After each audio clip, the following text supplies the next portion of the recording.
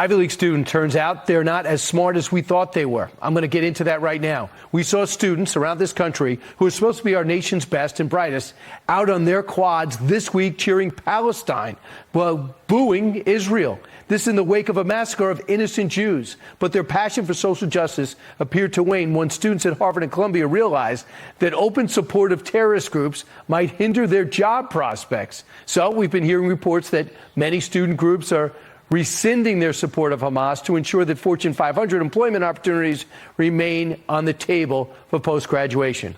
Here now to talk about this is Newsweek opinion editor, good friend of your show, Batya Ungar-Sargon, and for the first time on the show that I know of, Francesca Block of the Free Press. Welcome to both of you. Thanks. All right, Batya, for you, to see these students in Hunter, also in NYU and Columbia, and the colleges I just mentioned out in the streets, actually supporting Hamas, who just actually annihilated children, women, and now have caused the death of over 2,000 Israelis. What are they thinking? Thank you so much for having me, Brian, and thank you as a Jewish person for the quality of the coverage you have been giving all week, not taking your eye off the ball and making it possible for us to watch this channel and get the truth about what's happening.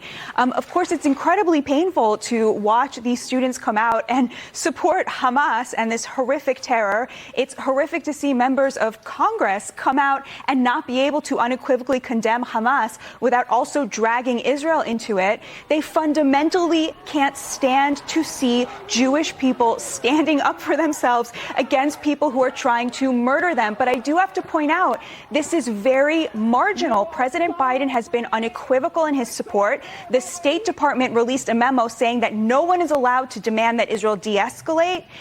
There's been a lot of support for Israel, and that is a bipartisan position in this country, thank God. Well, I will say this, Francesca, I did see huge displays for the Palestinians, Hamas, and I didn't see as big for the Israelis. Even though I hope what you say is true, the numbers, my eyes tell me a different story.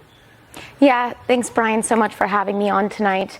I was out in the streets reporting for the Free Press on Monday at one of the anti-Israel protests outside of the Israeli embassy. And what I saw there was a lot of deep-seated anger, a lot of fury, a lot of people coming out chanting that Israel should go to hell days after, as we've just talked about, a massacre of now over 2,000 Israelis. And we did see people supporting Israel on the other side, also a lot of emotion, also a lot of passion on all sides here. But what really stuck out to me is people seem to be celebrating when they are protesting against Israel. They seem to be celebrating what was a massacre. And that... Right. Here's an example. Lawrence Jones went out to talk to them, not to judge them, to hear their point of view. Try to wrap your head around this. Watch. I support decolonization and liberation of Palestinian people and the end of a mass genocide in the Gaza Strip. You're talking about the genocide of the kids being beheaded? That's false. That is actually false. They get attacked for no reason. The children got attacked for no reason? The kids that were beheaded? Beheaded? Yeah, apparently. Like, that's... But they were Jewish kids. Wait, Jewish kids? The U.S. military money that goes there, $4 billion a year, should stop going to Israel to support their war crimes. So they don't believe it, Batya, or they say they deserve it? Right. So I think the point I would make is it's horrific to watch that, but that is not the tip of an iceberg of hate for Israel and hate for Jews. That is the extent of it. I have seen so much more condemnation for this and for these students than I have support for it. Condemnation of Congresswoman Alexandria Ocasio-Cortez than support for the apologism for Hamas, and that is a great thing to see. Also at Yale University, this historical anthropologist, Zarina Garal, said that the killing Israeli civilians is called Israel a murderous, genocidal settler state. Got ridiculed for that, but she still has her job. And, of course, in Stanford, they told all the Jewish kids to go stand in a room, leave your belongings. That's what it's like what Israel does to the Palestinians.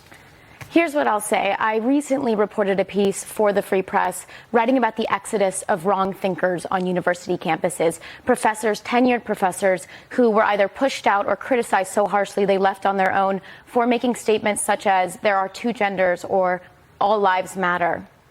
These professors were pushed out because their words were viewed as violence. But now we're seeing actual violence, and we're hearing nothing from these universities but lukewarm, both sidesism. We're hearing statements saying we're going to pick institutional neutrality now in this moment, now that there's this complex international issue we don't want to weigh in on, rather than hearing strong condemnations for terrorism. But you do think we're at a turning point for woke? Final thought, Batia? 100%. And I would just urge my fellow Americans to remember that more unites us than divides us. A lot of people think that the security breach for Israel came partly as a result of the big divisions in Israeli societies. Please, my fellow Americans, let's not go down that path.